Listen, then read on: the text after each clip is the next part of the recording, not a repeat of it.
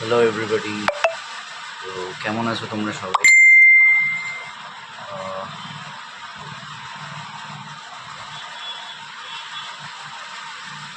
আশা করবো তোমরা সবাই খুব ভালোই আছো। আহ, আজকে আমি যে ভিডিওটা করছি ওটাতে তোমাদেরকে এটাই তোমাদের সাথে আমি কোনো ওয়ার্কআউট রুটিন আমার কোনো কিছু শেয়ার করছি না বা ওরকম কিছু ধরনের ব্যাপার না। বাট একটা গতকাল আমি যে জিমে যাই ওখানকার একটা ঘটনা শেয়ার করতে চাই। তো আলোচনা হচ্ছিল, এরকম জিমে আলোচনা হতেই থাকে নানান বিষয়ে, অনেক কিছু নিয়ে। তো গতকাল আলোচনা হচ্ছিল যে এনহ্যান্স বডি, ন্যাচারাল বডি, এসব নিয়ে। তো জিমে আমাদের একজন, আমার থেকে একজন সিনিয়র দাদা আছে। তো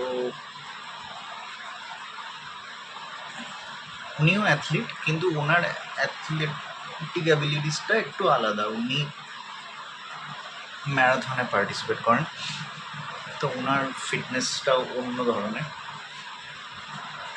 উনি জিমে ওয়ার্কআউট করতে আসেন শুধুমাত্র লেগস করেন, তো বাদ বাকি বডি পার্টস সেরকমভাবে ডেভেলপ করার জন্য যে করে ওরকম না। বাট ওনার মেন ফোকাস বা মেন টার্গেট এই আপনার লেগস, বিকজ উনি ম্যারাথন অ্যাথলিট, সেই জন্য।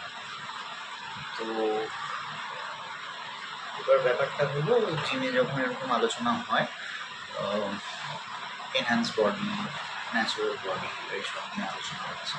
তো ওনার একটা বক্তব্য ছিল যে মোটা থেকে রোগা হওয়া ন্যাচারালি পসিবল। উনি বলছেন এজটা কোনো ফ্যাক্টর না।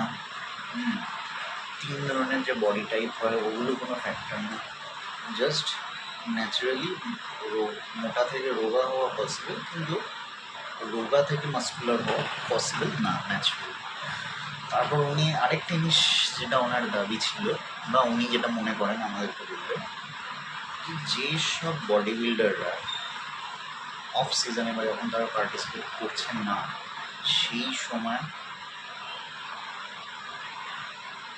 যখন তারা স্টেরয়েডস বা ইঞ্জেকশনস বা কোনো ওরাল ফর্মেও স্টেরয়েডস নিচ্ছে না, তার মানে তারা ন্যাচারাল।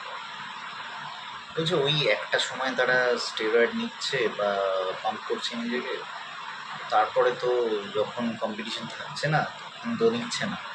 তো তার মানে আমার কাছে সেই মুহূর্তে তো তারা ন্যাচারাল। বাট সেরকমই যদি হয় তো তাহলে সেইভাবে দেখতে গেলে তো কেউই এনহ্যান্সড হবে না। কারণ আমরা সবাই জানি যে স্টেরয়েডের সাইকেল থাকে একটা, তারপর পিসিটি চালানো হয়, চালিয়ে সব কিছু ফ্লাশ করা হয়,